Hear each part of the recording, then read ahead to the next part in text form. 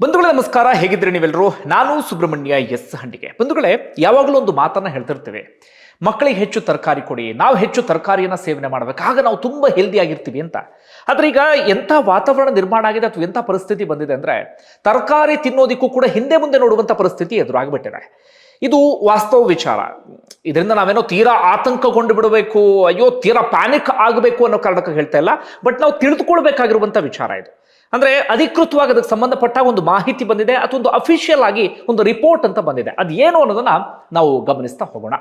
ಬಂಧುಗಳಿಗೆ ಏನಾಗಿತ್ತು ಅಂದ್ರೆ ಹೆಚ್ಚು ಕಡಿಮೆ ಒಂದು 2 ವರ್ಷದ ಹಿಂದೆ ಒಂದು ಸಂಸ್ಥೆ ನಮ್ಮ ಬೆಂಗಳೂರು ಸೇರಿದಂತೆ ಒಟ್ಟಾರೆಯಾಗಿ ತರಕಾರಿಗೆ ಸಂಬಂಧಪಟ್ಟ ಒಂದು ರಿಪೋರ್ಟ್ ಅನ್ನ ಕೊಟ್ಟಿತ್ತು, ಜೊತೆಗೆ ಒಂದು ಎಚ್ಚರಿಕೆಯನ್ನು ಕೂಡ ಕೊಟ್ಟಿತ್ತು. ನೋಡಿ, ತರಕಾರಿಯಲ್ಲಿ ಅಪಾಯಕಾರಿಯಾಗಿರುವಂತಹ ಸೀಸದ ಅಂಶ ಜಾಸ್ತಿ ಆಗ್ತಾ ಇದೆ, ಜೊತೆಗೆ ರಾಸಾಯನಿಕ ಅಂಶ ಅಥವಾ ಕೀಟನಾಶಕಗಳ ಅಂಶ ಜಾಸ್ತಿ ಆಗ್ತಾ ಇದೆ.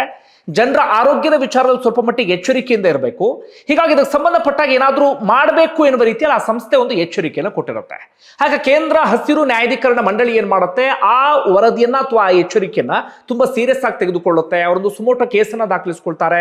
ಅದಾದ ಬಳಿಕ ಕೇಂದ್ರ ಮಾಲಿನ್ಯ ನಿಯಂತ್ರಣ ಮಂಡಳಿಗೆ ಅವರು ನಿರ್ದೇಶನವನ್ನ ಕೊಡ್ತಾರೆ, ಅಥವಾ ತಾಕೀತು ಮಾಡ್ತಾರೆ, ಅಥವಾ ಸ್ಪಷ್ಟವಾಗಿ ಒಂದು ಆದೇಶವನ್ನು ಹೊರಡಿಸ್ತಾರೆ. ನೋಡಿ, ಇದಕ್ಕೆ ಸಂಬಂಧಪಟ್ಟ ನೀವೇನಾದ್ರೂ ಮಾಡಬೇಕು, ಇದಕ್ಕೆ ಸಂಬಂಧಪಟ್ಟ ಒಂದು ರಿಪೋರ್ಟ್ ಅನ್ನು ರೆಡಿ ಮಾಡಿ ಎನ್ನುವ ರೀತಿಯಲ್ಲಿ ಅವರು ಏನ್ ಮಾಡ್ತಾರೆ ಅಂದ್ರೆ, ಈ ಅಫಿಷಿಯಲ್ ಆಗಿರುವಂತ ಲ್ಯಾಬ್ ಏನಿರ್ತವೆ, FSSAI ಅದರಿಂದ ಮಾನ್ಯತೆ ಪಡೆದಂತ ಲ್ಯಾಬ್ ಏನಿರ್ತವೆ, ಅವರಿಗೆ ಒಂದು ಸೂಚನೆಯನ್ನ ಕೊಡ್ತಾರೆ, ನೀವು ತರಕಾರಿ ಮಾದರಿಯನ್ನ ಸಂಗ್ರಹಿಸಿ ಅದಕ್ಕೆ ಸಂಬಂಧಪಟ್ಟ ಒಂದು ರಿಪೋರ್ಟ್ ಅನ್ನ ಕೊಡಿ ಅಂತ ಹೇಳಿ.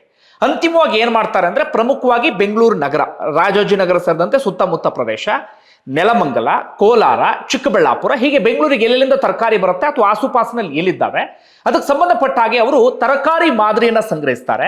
ಹಾಗೆ ಮಣ್ಣಿನ ಮಾದರಿಯನ್ನು ಕೂಡ ಸಂಗ್ರಹಿಸ್ತಾರೆ. ಅಂತಿಮವಾಗಿ ಅವೆಲ್ಲವೂ ಕೂಡ ಲ್ಯಾಬ್ಗೆ ಹೋಗುತ್ತೆ. ಒಟ್ಟು 72 ತರಕಾರಿ ಮಾದರಿಯನ್ನ ಸಂಗ್ರಹಿಸಿದ್ರು. ಈಗ ರಿಪೋರ್ಟ್ ಏನು ಬಂದಿದೆ ಗೊತ್ತಾ, 19 ತರಕಾರಿಯಲ್ಲಿ ಅಪಾಯಕಾರಿ ಸೀಸದ ಅಂಶ ಪತ್ತೆಯಾಗಿಬಿಟ್ಟಿದೆ. 19 ತರಕಾರಿಯಲ್ಲಿ ಸೀಸದ ಅಂಶ ಏನ್ ಸಮಸ್ಯೆ ಅನ್ನೋದನ್ನ ಮುಂದೆ ಹೇಳ್ತಾ ಹೋಗ್ತೀನಿ, ಕೇಳಿ. ನೀವು ಗಮನಿಸಲೇಬೇಕಾಗಿರುವಂತ ವಿಚಾರ, ಸೀಸದ ಅಂಶ ಪತ್ತೆಯಾಗಿಬಿಟ್ಟಿದೆ. ಹಾಗೆ ನಿಷೇಧಿತ ಕೀಟನಾಶಕಗಳು ಪತ್ತೆಯಾಗಿಬಿಟ್ಟಿದ್ದಾವೆ ತರಕಾರಿಯಲ್ಲಿ.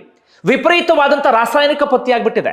ಮಣ್ಣು ಕೂಡ ಕಲುಷಿತಗೊಂಡಿದೆ ಅಥವಾ ಕಂಪ್ಲೀಟ್ ಪೊಲ್ಯೂಟ್ ಆಗಿದೆ ಎನ್ನುವಂಥ ರಿಪೋರ್ಟ್ ಕೂಡ ಬಂದಿದೆ. ಯಾಕೆ ಹಾಗಾದ್ರೆ ಈ ರೀತಿಯ ವರದಿ ಬಂತು? ಎಲ್ಲಿ ಎಡವಟ್ಟಾಗ್ತಾ ಇದೆ? ತರಕಾರಿಯಲ್ಲಿ ಎಡವಟ್ಟಲ್ಲ, ತರಕಾರಿ ಬೆಳೀತಾ ಇರೋರು ಮಾಡ್ತಿರುವಂಥ ಎಡವಟ್ಟಿದು. ಅದರಿಂದ ಇಷ್ಟೆಲ್ಲ ಸಮಸ್ಯೆ ಆಗ್ತಾ ಇದೆ. ಹಾಗಾದ್ರೆ ಯಾವ್ಯಾವ ತರಕಾರಿಯಲ್ಲಿ ಅತಿ ಹೆಚ್ಚು ಸೀಸ ಪತ್ತೆ ಆಗಿದೆ ಅನ್ನೋದನ್ನ ಉದಾಹರಣೆಯಾಗಿ ನಿಮ್ಗೆ ಅರ್ಥ ಆಗಲಿ ಅನ್ನೋ ಕಾರಣಕ್ಕೆ ಒಂದು 2 ನಾನು ಉದಾಹರಣೆಯನ್ನು ಕೊಡ್ತೇನೆ. ಆಗ ನಮಗೆ ಸ್ವಲ್ಪ ಮಟ್ಟಿಗೆ ಅದಕ್ಕೆ ಸಂಬಂಧಪಟ್ಟ ಹಾಗೆ ಕ್ಲಾರಿಟಿ ಸಿಗುತ್ತೆ ಏನು ಎತ್ತ ಅಂತ ಹೇಳಿ. ಪ್ರಮುಖವಾಗಿ ನಾವೀಗ ಗಮನಿಸ್ತಾ ಇರೋದಂದ್ರೆ, ಒಂದು ಬದನೆಕಾಯಿ ಆರ್ಗ್ಯಾನಿಕ್ ಅಂತ ಬೆಳೀತಾ ಇದ್ರು, ಬ್ರ್ಯಾಂಡ್ ಮಾಡ್ತಾ ಇದ್ರು. ಆರ್ಗ್ಯಾನಿಕ್ ಗಮನಿಸ್ಕೊಳ್ಳಿ, ಸಾವಯವ ಅಂತ ಬೆಳೀತಾ ಇದ್ರು ಅವರು ಬದನೆಕಾಯಿ. ಅದರಲ್ಲಿ 20% ಪಟ್ಟು ಜಾಸ್ತಿ ಅಥವಾ 20 ಪಟ್ಟು ಜಾಸ್ತಿ ಸೀಸದ ಅಂಶ ಪತ್ತೆ ಆಗಿದೆ. ತೊಂಡೆಕಾಯಿಯಲ್ಲಿ 18 ಪಟ್ಟು, ಚಪ್ರದ ಅವರೆಕಾಯಿಲಿ 9 ಪಟ್ಟು, ಸೊಪ್ಪು ಮತ್ತು ಎಲೆಕೋಸಿನಲ್ಲಿ 5 ಪಟ್ಟು, ಸೌತೆಕಾಯಿ, ಹೀರೆಕಾಯಿ, ದಪ್ಪಮೆಣಸಿನಕಾಯಿ, ಬೀಟ್ರೋಟ್, ಹಾಗಲಕಾಯಿ, ನವಿಲ್ಕೋಸು, ಮೆಣಸಿನಕಾಯಿ ಬಜ್ಜಿ, ಇದೆಲ್ಲದರಲ್ಲೂ ಕೂಡ ಇದೀಗ ಸೀಸದ ಅಂಶ ಪತ್ತೆಯಾಗಿ ಬಿಟ್ಟಿದೆ. ಇದು ಒಂದು ಸೀಸದ ಅಂಶದ ವಿಚಾರ. ಅದೇ ರೀತಿಯಾಗಿ ನಿಷೇಧಿತ ಕೀಟನಾಶಕ ಮೊನೊಕ್ರೋಟೋಫಾಸ್ ಎನ್ನುವಂತ ಒಂದು ಕೀಟನಾಶಕ 2023 ನಿಷೇಧ ಮಾಡಿದ್ದಾರೆ, ಆದ್ರೆ ಅದನ್ನು ಕೂಡ ಬಳಸ್ತಾ ಇದ್ದಾರೆ. ಹಾಗೆ ಬೇರೆ ಬೇರೆ ಕಡೆಗಳಲ್ಲಿ ನಿಷೇಧ ಆಗಿರುವಂತಹ ಅಸಿಫೆಟ್ಟು, ಇಥಿಯಾನು, ಪ್ರಿಪೋನಿಲ್ಲು, ಪ್ರೊಪೆನೋಫಾಸು, ಈ ರಾಸಾಯನಿಕಗಳನ್ನು ಕೂಡ ಬಳಸಲಾಗ್ತಾ ಇದೆ. ಓಕೆ, ಈಗ ಕೀಟನಾಶಕ ಯಾಕೆ ಜಾಸ್ತಿ ಆಗ್ತಿದೆ ಅಂದ್ರೆ ನಾವು ಬಳಸ್ತಾ ಇದ್ದೀವಿ, ಅದಕ್ಕೆ ಜಾಸ್ತಿ ಆಗ್ತಿದೆ. ಯಾಕೆ ಕೀಟನಾಶಕ ಜಾಸ್ತಿ ಬಳಸ್ತಾರೆ ಅಂದ್ರೆ, ಬಳಸಿಲ್ಲ ಅಂತ ಅಂದ್ರೆ ಬೆಳೆ ಉಳ್ಕೊಳ್ಳಲ್ಲ, ಇಳುವರಿ ತೆಗಿಯಕ್ಕಾಗಲ್ಲ ಅಂತ ಬಳಸ್ತಾರೆ. ಬಟ್ ಬಳಸಿದಾಗ ಏನಾಗುತ್ತೆ, ನಮ್ಮ ದೇಹದೊಳಗಡೆ ವಿಷ ಸೇರುತ್ತೆ. ಇನ್ನೊಂದು ರಾಸಾಯನಿಕ ಕೂಡ ನಾವು ಬಳಸ್ತಿರುವ ಕಾರಣಕ್ಕಾಗಿ ಸಹಜವಾಗಿ ಜಾಸ್ತಿ ಆಗ್ತಿದೆ. ಮಣ್ಣು ಕೂಡ ಹಾಳಾಗ್ತಾ ಇದೆ, ಮಣ್ಣು ಕೂಡ ಕಲುಷಿತಗೊಳ್ತಾ ಇದೆ. ನಾವು ಕೂಡ ಭೂಮಿ ತಾಯಿಯನ್ನ ಹಾಳು ಮಾಡ್ತಾ ಇದೀವಿ. ಇನ್ನೊಂದು 50-60 ವರ್ಷಕ್ಕೆ ಎಲ್ಲಿಗೆ ಹೋಗಿ ತಲುಪುತ್ತೋ ಗೊತ್ತಿಲ್ಲ ಬಿಡಿ, ಅದು ಒಂದು ಕಡೆಯಾ. ಹಾಗಾದ್ರೆ ಸೀಸದ ಅಂಶ ಯಾಕೆ ಜಾಸ್ತಿ ಆಗ್ತಿದೆ? ಇದು ನಮ್ಮಲ್ಲಿ ಒಂದು ಪ್ರಶ್ನೆ ಬೋಡೆ ಬರುತ್ತಲ್ಲ. ಈಗ ಅರ್ಥ ಆಯ್ತು ಅನ್ಕೊಳ್ತೀನಿ. ಈಗ ರಾಸಾಯನಿಕ ಯಾಕೆ ಜಾಸ್ತಿ ಆಗ್ತಿದೆ? ನಾವು ಬಳಸ್ತಾ ಇದೀವಿ, ಜಾಸ್ತಿ ಆಗ್ತಿದೆ. ಕೀಟನಾಶಕ ಯಾಕೆ ಕಾಣಿಸ್ತಾ ಇದೆ? ನಾವು ಬಳಸ್ತಾ ಇದೀವಿ, ಬರ್ತಾ ಇದೆ. ಹಾಗಾದ್ರೆ ಸೀಸ, ನಾವೆಲ್ಲೂ ಸೀಸವನ್ನ ಬಳಸೋದೇ ಇಲ್ವಲ್ಲ, ಅಪಾಯಕಾರಿ ಸೀಸವನ್ನ, ಅದು ಹೆಂಗ್ ಜಾಸ್ತಿ ಆಗ್ತಿದೆ? ಅದನ್ನು ಗಮನಿಸ್ತಾ ಹೋಗೋದಾದ್ರೆ ಅದಕ್ಕೆ ಕಾರಣ ಏನಪ್ಪಾ ಅಂದ್ರೆ, ಒನ್ಸ್ ಅಗೇನ್ ತರಕಾರಿ ಬೆಳೆಯುವಂತ ನೀರಲ್ಲಿ ಹೆಂಗ್ ಸೀಸ ಇದ್ದು ಬಿಡುತ್ತೆ ಅಂದ್ರೆ, ಈ ಹೋಟೆಲ್ನ ತ್ಯಾಜ್ಯ, ಮನೆಯಲ್ಲಿ ಬಳಸುವಂತ ತ್ಯಾಜ್ಯದ ನೀರು, ಅಥವಾ ಬೇರೆ ಬೇರೆ ಕಮರ್ಷಿಯಲ್ ಆಕ್ಟಿವಿಟೀಸ್ಗಳಲ್ಲಿ ಬಳಸುವಂತ ತ್ಯಾಜ್ಯದ ನೀರು, ಅದೆಲ್ಲಿ ಹೋಗುತ್ತೆ? ಒಳಚರಂಡಿಗೆ ಹೋಗುತ್ತೆ. ಒಳಚರಂಡಿ ನೀರಲ್ಲಿ ಹೋಗುತ್ತೆ, ರಾಜಕಾಲುವೆಗೆ ಹೋಗುತ್ತೆ. ರಾಜಕಾಲುವೆ ನೀರಲ್ಲಿ ಹೋಗುತ್ತೆ, ತುಂಬಾ ಕಡೆಗಳಲ್ಲಿ ಕೆರೆಗೆ ಹೋಗಿ ಸೇರ್ಕೊಳ್ಳುತ್ತೆ. ಇನ್ನೊಂದಷ್ಟು ಕಡೆಗಳಲ್ಲಿ ಬೇರೆ ಬೇರೆ ಪ್ರದೇಶಗಳಿಗೆ ಹೋಗಿ ಸೇರ್ಕೊಳ್ಳುತ್ತೆ.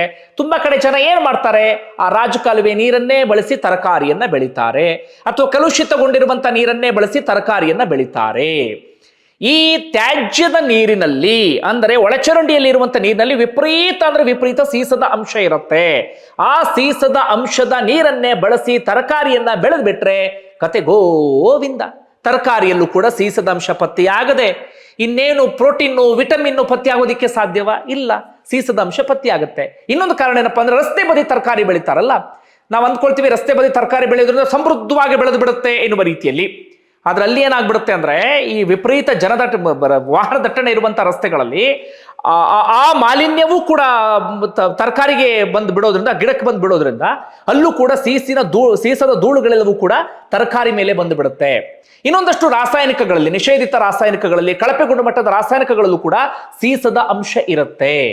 ಈ ಕಾರಣಕ್ಕಾಗಿ ತರಕಾರಿಯಲ್ಲಿ ಸೀಸದ ಅಂಶ ಕಂಡು ಬರುತ್ತೆ. ಇದನ್ನ ನಾವೆಲ್ಲರೂ ಕೂಡ ಅರ್ಥ ಮಾಡ್ಕೊಳ್ಬೇಕಾಗಿದೆ. ಹೆಚ್ಚು ಯಾವ್ದ್ರಲ್ಲಿ ಅಂದ್ರೆ ಸೊಪ್ಪಲ್ಲಿ, ಈ ಪಾಲಕ್ಕು ಅಥವಾ ಏನು ದಂಟು ಅದು ಇದೆಲ್ಲ ಬೆಳಿತೀವಲ್ಲ, ಸೊಪ್ಪು ಇಂತಹ ಲೋಹಗಳನ್ನ ಬೇಗ ಎಳ್ಕೊಂಡು ಬಿಡುತ್ತೆ, ಬೇಗ ಅದು ಕನ್ಸ್ಯೂಮ್ ಮಾಡಿಬಿಡುತ್ತೆ. ಹೀಗಾಗಿ ಸೊಪ್ಪಿನಲ್ಲಿ ಹೆಚ್ಚು ಸೀಸದ ಅಂಶಗಳೆಲ್ಲವೂ ಕೂಡ ಇರುತ್ತೆ. ತರಕಾರಿ ಅಂತ ಬಂದಾಗ ನಮಗೆ ಈ ಮಣ್ಣಿನ ಒಳಗಡೆ ಬೆಳೆಯುವಂತ ತರಕಾರಿ, ಆಲೂಗಡ್ಡೆ ಅಥವಾ ಬೀಟ್ರೋಟು, ಕ್ಯಾರೆಟ್ಟು, ಇಂಥವುಗಳಲ್ಲಿ ಹೆಚ್ಚಾಗಿ ಸೀಸದ ಅಂಶ ಇರುತ್ತೆ. ಹಾಗಾದ್ರೆ ಏನ್ ಮಾಡಬೇಕು ನಾವು ತರಕಾರಿ ತಂದಾಗ? ಬೇರೆ ಆಪ್ಷನ್ ಇಲ್ಲ, ಮಾರ್ಕೆಟ್ ಅಲ್ಲೇ ತರಕಾರಿ ತರಬೇಕು, ನಾವು ತಿನ್ಲೇಬೇಕು ಅಂದಾಗ ಏನ್ ಮಾಡಬೇಕು ಅಂದ್ರೆ ಅದಕ್ಕೆ ಸಂಬಂಧಪಟ್ಟ ಹಾಗೆ ತಜ್ಞರು ಹೇಳೋದೇನಪ್ಪಾ ಅಂದ್ರೆ ಮನೆಗೆ ತಂದ ತಕ್ಷಣ ಉಪ್ಪಿನ ನೀರಿನಲ್ಲಿ ಅದನ್ನ ಬೆರೆಸಿಡಿ, ಅದಾದ ಬಳಿಕ ತೊಳೆದು ಅದನ್ನ ಬಳಸಿ.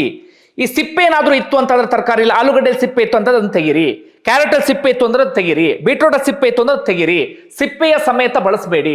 ಹಿಂದೆ ಏನ್ ಹೇಳ್ತಾ ಇದ್ರು ಹೇಳಿ, ಸಿಪ್ಪೆಯ ಸಹಿತ ತರಕಾರಿಯನ್ನ ಬಳಸಿ, ನಿಮಗೆ ಹೆಚ್ಚು ಅದರಿಂದ ಇದು ಸಿಗುತ್ತೆ ಅಂತ ಹೇಳಿ, ಪೋಷಕಾಂಶ ಸಿಗುತ್ತೆ ಎನ್ನುವ ರೀತಿಯಲ್ಲಿ. ಆದ್ರೆ ಈಗ ಏನಾಗ್ಬಿಟ್ಟಿದೆ ಅಂದ್ರೆ ಸಿಪ್ಪಿಯನ್ನ ತೆಗೆದೇ ಬೆಳೆಸಬೇಕಾದಂತ ಅನಿವಾರ್ಯತೆ ಇದೆ. ಈಗ ಸೀಸದ ವಿಚಾರಕ್ಕೆ ಬರೋಣ. ಯಾಕೆ ಸೀಸ ಅಷ್ಟು ಡೇಂಜರ್? ಯಾಕೆ ಸೀಸ ಅಂತ ನಾನು ಬಾಯಿ ಬಿಡ್ಕೊಳ್ತಾ ಇದ್ದೀನಿ ಅಂದ್ರೆ, ಪ್ರಮುಖವಾಗಿ ಮಕ್ಕಳಲ್ಲಿ ಏನೇನು ಸಮಸ್ಯೆ ಆಗುತ್ತೆ ಅನ್ನೋದು ಮೊದಲಿಗೆ ಗಮನಿಸೋಣ. ಮಕ್ಕಳಲ್ಲಿ ಮೆದುಳಿನ ಬೆಳವಣಿಗೆ ಕುಂಠಿತ ಆಗುತ್ತೆ, ಬುದ್ಧಿಶಕ್ತಿ IQ ಪವರ್ ಕಡಿಮೆ ಆಗುತ್ತೆ, ಕಲಿಕೆಯಲ್ಲಿ ತೊಂದರೆ ಆಗುತ್ತೆ, ದೊಡ್ಡವರಲ್ಲೂ ಕೂಡ ನೆನಪಿನ ಶಕ್ತಿ ಕಡಿಮೆ ಆಗುತ್ತೆ, ಕಿರಿಕಿರಿ ಆಗುತ್ತೆ, ಏಕಾಗ್ರತೆಯಲ್ಲಿ ಕೊರತೆ ಉಂಟಾಗುತ್ತೆ, ಜೀರ್ಣಕ್ರಿಯೆ ಸಮಸ್ಯೆ ಆಗುತ್ತೆ, ಹೊಟ್ಟೆ ನೋವು ಕಾಣಿಸ್ಕೊಳ್ಳುತ್ತೆ, ಮಲಬದ್ಧತೆ, ವಾಂತಿ, ಹಸಿವು ಆಗುತ್ತೆ, ಹಿಮೋಗ್ಲೋಬಿನ್ ಉತ್ಪಾದನೆ ಕಡಿಮೆ ಆಗುತ್ತೆ, ರಕ್ತಹೀನತೆ ಕಾಣಿಸ್ಕೊಳ್ಳುತ್ತೆ, ಮೂತ್ರಪಿಂಡ ಸಮಸ್ಯೆ ಎದುರಾಗುತ್ತೆ. ಏನೇನ್ ಸಮಸ್ಯೆಗಳನ್ನು ದೇಹಕ್ಕೆ ತಂದೊಡ್ಬಹುದೋ ಸೀಸ ಎಲ್ಲವನ್ನು ಕೂಡ ತಂದೊಡ್ಡುತ್ತೆ. ಏನ್ ಮಾಡಬಹುದಾಗಾದ್ರೆ? ಆಯ್ಕೆ ಇಲ್ಲ, ನಾವು ಅನುಭವಿಸಲೇಬೇಕಾಗಿದೆ ಇದನ್ನ. ಎಲ್ಲ ಕಡೆಗಳಲ್ಲೂ ಕೂಡ ಮಣ್ಣನ್ನು ಕಲುಷಿತ ಮಾಡಿಬಿಟ್ಟಿದ್ದೀವಿ. ತ್ಯಾಜ್ಯದ ನೀರಲ್ಲೇ ತುಂಬ ಕಡೆಗಳಲ್ಲಿ ತರಕಾರಿ ಬೆಳೀತಾ ಇದ್ದಾರೆ, ಶುದ್ಧ ನೀರು ಇಲ್ಲವೇ ಇಲ್ಲ ಆಗ್ಬಿಟ್ಟಿದೆ. ಸಾಧ್ಯ ಆದರೆ ಮನೆಯ ಟೆರೆಸ್ನಲ್ಲೋ ಮನೆಯ ಬಾಲ್ಕನಿಯಲ್ಲೋ ಒಂದು ಸ್ವಲ್ಪ ತರಕಾರಿ ಬೆಳ್ಕೋಬೇಕಷ್ಟೇ. ಇನ್ನೇನು ಮಾಡೋಕ್ಕಾಗತ್ತೆ? ವಿಷವನ್ನ ಸೇವಿಸ್ತಾ ಇದ್ದೀವಿ, ಮಕ್ಕಳಿಗೂ ವಿಷವನ್ನೇ ಉಣಿಸ್ತಾ ಇದ್ದೀವಿ. ಇದು ವಾಸ್ತವ ಪರಿಸ್ಥಿತಿ.